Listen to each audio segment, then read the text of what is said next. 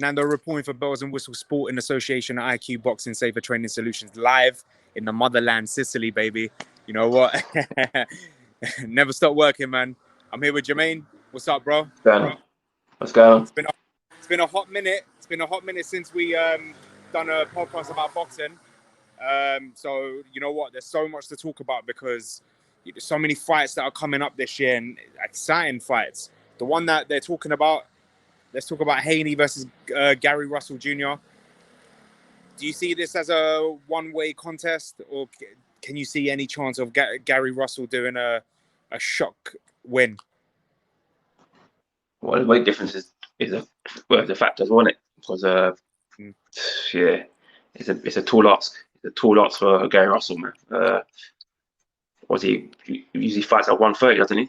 I think it's 130. So yeah, and they're fighting. What are they fighting? 135? Where is it? Yeah. So I think it's 135. Yeah, I think it might be 135. I think so. Yeah. Yeah, I mean, yeah. So 135 pounds. It's a tall ask, man. Obviously, like I thought, in terms of like Gary Russell, I thought you might have fought someone like Leo Santa Cruz, someone like Frampton. Josh Warrington. There's fights out there you probably could have had. Obviously, there was talk of him fighting Shakur Stevenson as well. Shakur Stevenson got up in his weight class as well, so that's another fight what could have materialized as well. So there's a few fights what could happen, but I'm surprised he's taking that one. He probably wants to put another WBC world title at another weight class. He probably feels that he's got experience to fight Devin Haney. Devin Haney's not really, for me, this is Devin Haney's toughest fight of his career so far. He's not been in it with any notable names, so I can't really say he's been tested yet. So, and obviously he got a title pretty much given to him. He didn't win the world title. He was actually got the title basically given to him. So he's fighting a proper champion here. But obviously the weight class could be a big factor in this fight. Yeah, it's crazy. They're already talking about the rematch clause. Haney's refusing to put it in the contract. Gary Russell Jr. saying that if he wins, he has the say of the location, the date, the broadcasting company who's going to show the fight. I can't really remember what was said in the stipulation before where he requested it and then Haney said no, and then he just had to agree to the fight. But it's a big test for Gary Russell Jr. Haney, you know what, big prospect, very hard hitter, great technical boxer, and but I can't see. I honestly cannot see this fight going the distance. I'll be honest with you. Yeah, like I said, the weight class is a big factor.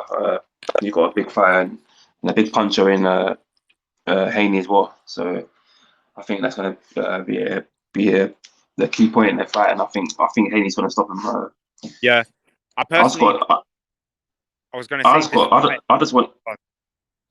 want it to be like a sort of like a Lomachenko Rigondeaux sort of fight where he just gets. Nah, I was literally going to say that, or I'll say Spence versus Mikey Garcia. I don't want it to be like that, or Brook versus Golovkin. I don't want it to be like that. You know what I mean? So I want it to be a competitive fight. I want it to be a good fight. I want Russell to show a little bit of the heart that Brook showed against Golovkin, but just don't take that same punishment. So yeah, it will be a good fight, and hopefully they can agree to it and they make it actually official. The other fight, I'm a little bit bored of talking about this fight, but I thought I'd mention it, is they're targeting the Wilder Fury trilogy, December 19th, Las Vegas. Do you think this fight is going to happen? Because all this talk about the bicep injury from Wilder, before the bicep injury, they were still talking about December. Now they're saying this injury could keep him out longer than that. He won't be ready in time.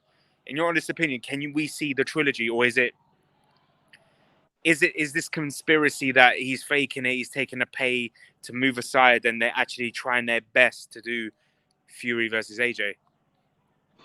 It's a bit of both, really. I don't know. With the Wilder thing, obviously, we've been hearing that Tony Bellew has been saying something about in terms of a super cruiserweight division where he could possibly face Usyk in a super cruiserweight fight for the WBC world title.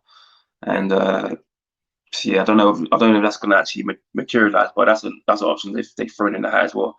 And then obviously, I just don't think Wilder really wants this fight. He doesn't really want this fight. For me, I agree. that's how it seems. He's been quiet for a very, very long time. Not being very vocal on social media. Fury's made so many videos saying what's going on, Wilder, what's going on, and Wilder said nothing. I like him, is it? He's usually one that would respond, whether it's a video. Like Wilder was the one that used to just come out with the maddest videos against Fury, calling man out. Bruv, you got man out of retirement. You pushed man to retirement, and he freaking schooled you twice. And now he's gone quiet. So it was bound to end. It was bound to end. This whole thing that people were gassing Wilder out. Yeah, don't get me wrong. His one punch is amazing. It will go down in history as one of probably the hardest one punchers in boxing itself. But technically, he's shit. He's not, for me. He's not a great boxer.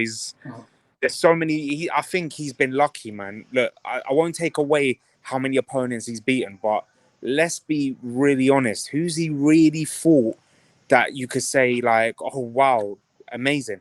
Apart from Luis Ortiz, but Luis Ortiz, old. But who else was there?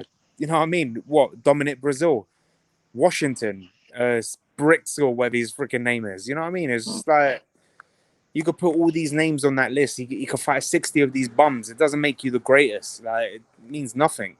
Like so, I'm not like for me. I don't blame the guy for not trying to take the fight. That's I wouldn't if I was him because the way he got schooled would try to make an excuse about it was the suit that wore him down. The costume, yeah. What was the excuse for the first fight when you got schooled? You know what I mean? Yeah. No, I just think I don't know. This, like Eddie Hearn said, he should probably he doesn't take this fight. He probably should retire. But I don't know if he should retire. But no. Where does he go from there? Where does he go from there? Because what other fights are out there? For me, like you say, he's super cruiserweight. Maybe they can do the division. For me, I never really thought he was a very big heavyweight anyway. Same. I totally agree. There's many of them. There's many heavyweights that I believe you shouldn't even be in the heavyweight division. Yeah. Michael Hunter, he was a cruiserweight, but you're still too tiny for heavyweight. So for me, it's like this. I hope they do this division 100% because it just gives people the chance who are right bang in the middle, who are too big for cruiserweight but too small for heavyweight, and it's right bang in the middle. That this division would have been perfect for the likes of Tony Bellew. This division, mate. If this division was back then when David Haye was around, he would have become honestly undisputed super cruiserweight champion in this division. This division would have been perfect for him, 100%. But I'm excited for it. You know what? The end of the day, the way I look is the more divisions, the more bigger fights. And I would love to see Usyk school Wilder. 100%. I would love that. Yeah, we know you like your Ukrainians. So no, but I just think I don't know. I just think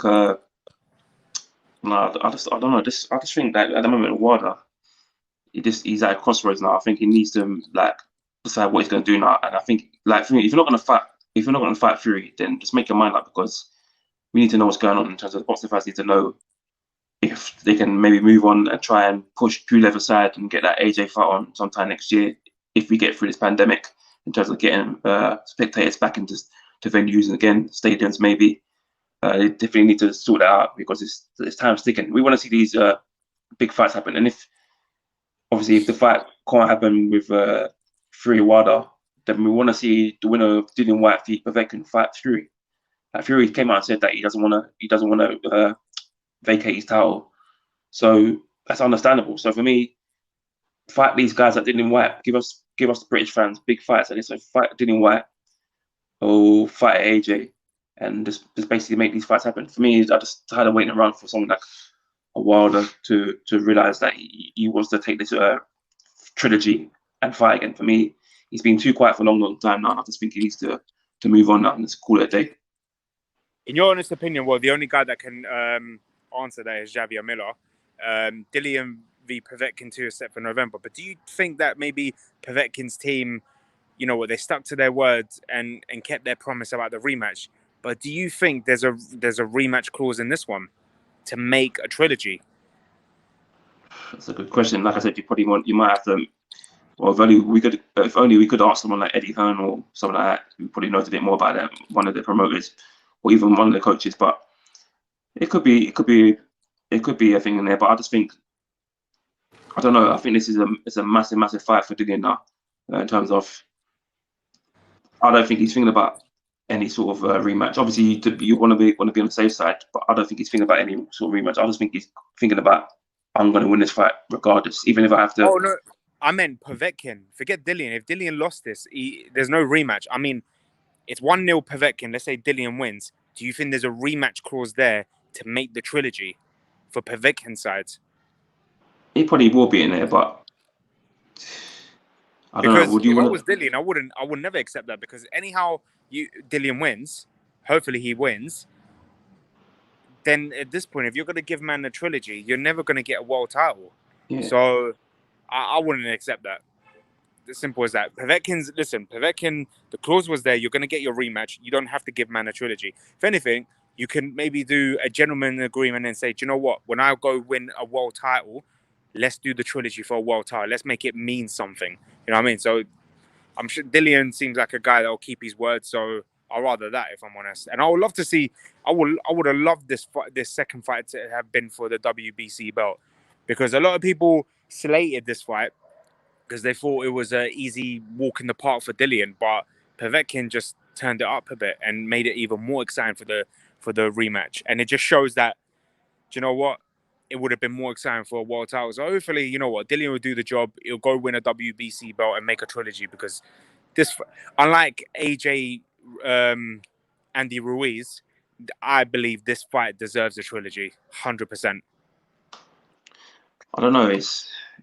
I don't know. It's because, to be honest, up until the fifth round, Dillian was schooling this guy. Dropped him twice. I think, like I said to you before in the podcast we've done previously, if there was an extra 15, 20 seconds left of that round, I believe he would have put Povetkin away in that fourth round. Yeah. And he just lost. It's just a split heavyweight boxing, a split second. You blink, lack of concentration, and then that's it. Lights up. And I believe that's what it was in that fight. I just can't see him making that mistake again. You look at if you take away, if you look at someone like AJ when he fought Ruiz first time around, and he learned from his mistakes. He didn't give him the time to assert his game when he's fighting. He didn't give him time to fight at his own pace, and he just basically dictated the whole pace of the fight. And I think that's what sort of thing what Dillian Whyte had to do in that fight as well. He had to dictate the pace, box very well, box clever, and just be concentrated, focused for the whole. If it goes 12 rounds, I'm sure he's thinking about obviously knocking him out, but if he needs to, I'm sure he's thinking about just getting a win, and that means even if he has to go points, he go points. Let's move on to the next big fight that's been announced for October. I look forward to this. I think my guy's going to get scored. Lomachenko versus Teofimo Lopez. Even though that's spelled wrong, my mistake, guys. Let me just. But let's talk about that fight, Jermaine. Teofimo Lopez versus Lomachenko. Big fight. Yeah. But you got a young, hungry prospect who is technically great, but a hard-hitting boxer. And then you just got Loma, who you don't need no explanation who Loma is. And a lot of people, including myself, think it's just too soon for Lopez. Don't sleep on Lopez, bro. It's a good fight. This is a fight. He wouldn't take this fight if he wasn't ready. This is going to be a good fight. I've seen some. Don't get me wrong. Lomachenko he's pound for pound for me, like one of the best out there. So like he's a legend in the sport for me. He's going to be cemented it already. But this guy for me, I've seen some glimpses of this guy, and I believe he could be the real deal. And I saw some little small cracks in Lomachenko's armor when he fought Luke Campbell that maybe a younger, fresher fighter like Lopez could exploit. But like I said, the experience and the ring craft could pay dividends in this fight. And I think that Lomachenko might just win it, but on points. I'll be surprised if someone gets knocked out of this fight. Obviously, Lopez has got a good record. He's got a good knockout ratio, but I can't see someone getting knocked out in this fight. I think it'll be a points Lomachenko win, but I think he'll put on a display. Lopez will put on a display where it will shock a lot of people. Some people think that he's probably going to get outscored and just that bullied around the ring.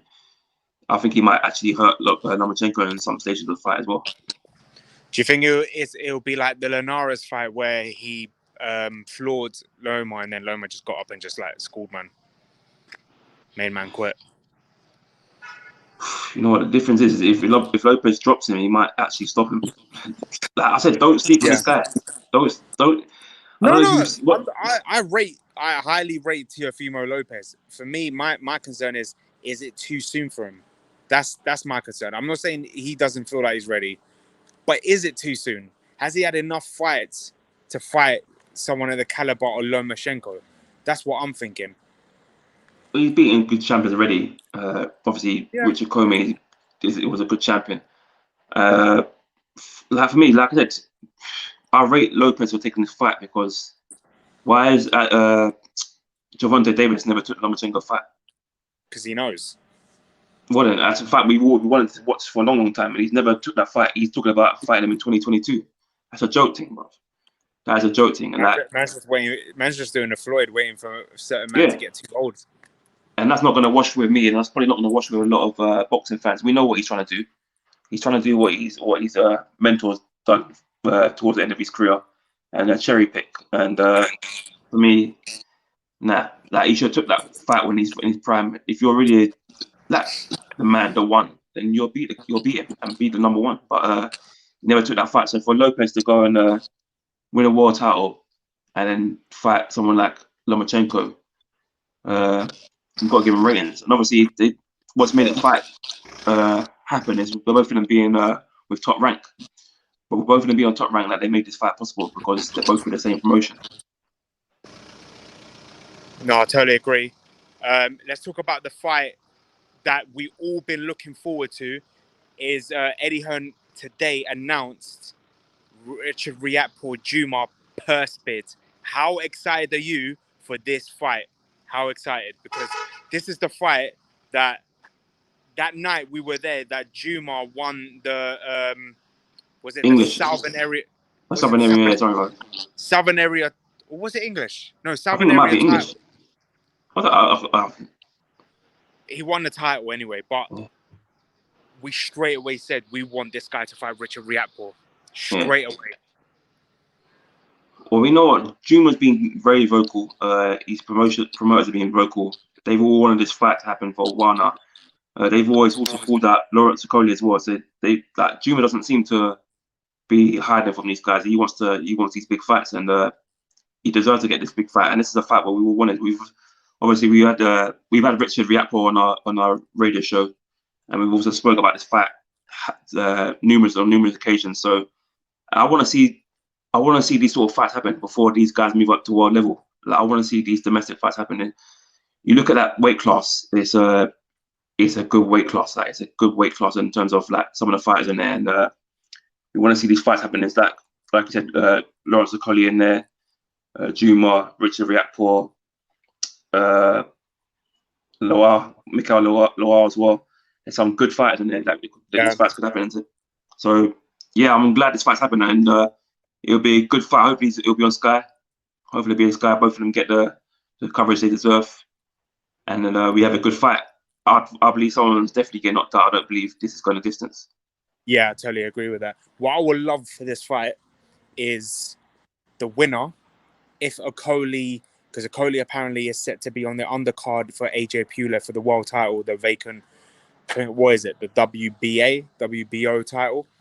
WBA. I would love the winner of this fight to get a world title shot against Okoli if he manages to win that world title fight. Because people have been calling for Riakoprhe Okoli for years, but Jumah's now come into the mix, and it literally, for me, has changed everything, the dynamic of this division. So I look forward to this fight. I really do. I hope they could finally agree the purse, and they could give the fans what they want. No more ducking, no more any of that. Now it's time to glove up, and do the Yeah, talking. man. I mean, like I said, man, it's like that's the benefits of the pandemic in terms of we're gonna get these British fights happen because you can't get fighters coming over from overseas and fighting over here. So you're gonna see the likes of these British fights happening. And you're gonna see some big fights happening. Obviously, there's other fights and British fights are happening now. Like so we mentioned tomorrow, or like a likes of Anthony Yard v Spellman as well coming up. You've got some big fights coming up and British fights. Obviously, we're gonna get to in a minute in Craig Richards v Shakan Peters as well. So I mean, this is what we want. We want these big British fights, and I'm glad they're probably going to get televised as well, which is important because they deserve to be on TV. How amazing is it now that Hennessy Sports have signed the contract with Channel 5 and we're getting these fights now on Channel 5 that we've been like calling for such a while, and now we're going to get such a great British title fight. This is the thing. These fights, me and you have gone to small venues like Your Call and that to watch these fights. And how many fights have we been there and said, these fights are better than the undercard, whether it's Frank Warren or Matchroom. And finally, despite people could say, oh, it's Channel 5. So what? The fact that it's free, terrestrial, you're going to get probably more viewers than, probably some fights are going to get more views than Sky because some people can't afford the Sky. So, Yeah. So it's great. I'm excited. And this fight here, I'm excited as well. What's your prediction for this fight? Oh. It's gonna be a good fight. Both fighters are really good fighters and really cool guys as well. Shout out to Dean Whyte as well, who knows both of them very well. Manages Shakan as well. Shout out to Dean Whyte and shout out to Hennessy Sport for this fight happening because not only have they put this fight on, but they put on some good Isaac Chamberlain fights in the last couple of weeks as well. So the undercard for this one as well. Yeah, so shout out to Hennessy Sport for that because, like you said, we've been to a lot of events at Your Call. Shout out to Goodwin Boxing. He's put on some great events, or probably could have been televised himself as well. So I mean, for these fights happening, we've been to a lot of fights at Your Call, and we've seen some fights, and we're thinking, you know what? How are these fights not televised? These small shows, like how are these fights are not televised? And so for Hennessy Sport to put on these fights on terrestrial TV during the pandemic, when people probably can't afford to pay for Sky Sports and pay-per-view and stuff like that, for them to do that now and have regular boxing on Channel 5, it's fantastic. So yeah, I'm looking forward to this fight. It's going to be a great fight. Obviously, it would have been made a bit sooner, but obviously Craig Richards had an injury, so the fight got pushed back. No, I'm looking forward to this. I don't know, man. How's this going to go? I can see a split decision. I think it's going to be a close fight. I personally think it's going to be a close fight, but I don't know I can't pick. Yeah, I don't know who I want to pick because my heart says Richards. I don't know why my heart says Richards, but whoever wins, I think it will be a split decision. I can't see anyone getting stopped. I can't see anyone schooling anyone. It's going to be a close fight, in my opinion. Yeah, I believe it will be a close fight. I mean, that's another division which is good. Which is a good division. Obviously, like you've got lots of obviously that's like heavyweight division. So you've got lots of who was fought the other day last week. Dan Aziz v Sterling as well. That fight was a good fight as well. So it's a good division, and hopefully the winner of this fight defends the title against one of these guys as well. So yeah, I don't know who's going to win that fight. Obviously, Craig Richards has got a bit more experience. He's fought probably more names. He's fought a lot on big shows as well.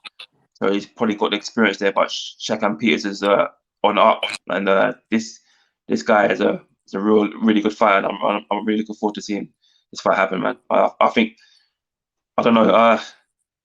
It could be. I can't even rule out a draw. It could be a draw. It could be a draw, but it could be a split decision as well. So yeah, I'm going to sit on the fence on this one, though. Before we go, one more. Eddie Hearn, the purse bid as well. Chris Jenkins to defend his British welterweight title against Conor Benn. Conor Benn finally going to get a proper title shot. How do you see this fight going? Is it about time that Conor Benn started fighting for a title and getting that shot?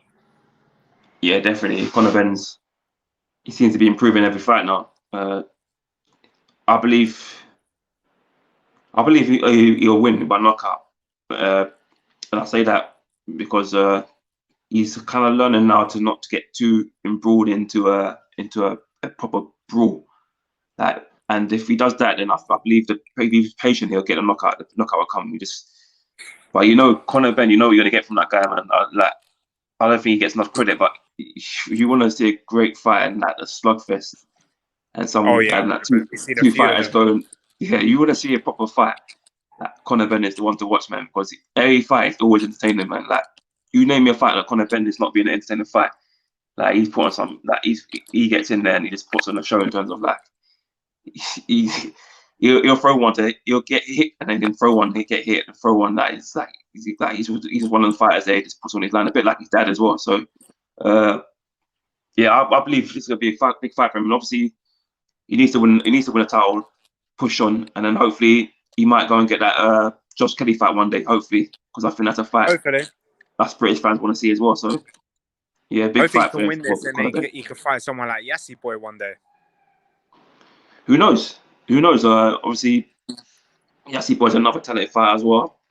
Hopefully, we'll see him fight on the TV fight as well, because all those guys at IQ, they're top fighters, and I believe they go a long way. Yeah. And I just think they need that platform now. Obviously, they fought on a few shows on York Hall, but they need that. They need a television fight, even if it's a Hennessy Sport or Sky Sports. Just that platform for them to showcase their skills. 100%. Jermaine, I was going to let you go, but when you used to buy a CD back in there, you get the bonus tracks. I'm going to throw one more fight in there. And it's a fight I know you're not looking forward to. A lot of people aren't, because they think it's just going to be a one-way fight. I don't believe that. I think it will be a good fight. Brook versus Crawford, set for November. How do you see this fight? The thing is, Crawford, great technical fighter, but I don't think he'll punish Brook the same way Spence did, if that makes sense. He will school him. I'll give him that. But that's why I think it will be a decent fight with this one. It's not going to be one of these ones where you knew against Spence he was just going to get absolutely freaking spanked and hurt. Well, but this one, I think I could see it being a close one. He's not going to... I don't think Brook is going to lose the same way Khan did. I refuse to believe that. I'm a big Brook fan. I've got to be biased, man. I know Brook's going to lose this fight, but I don't think it's going to be as easy as people make it out to be. No, it's a good fight. I mean,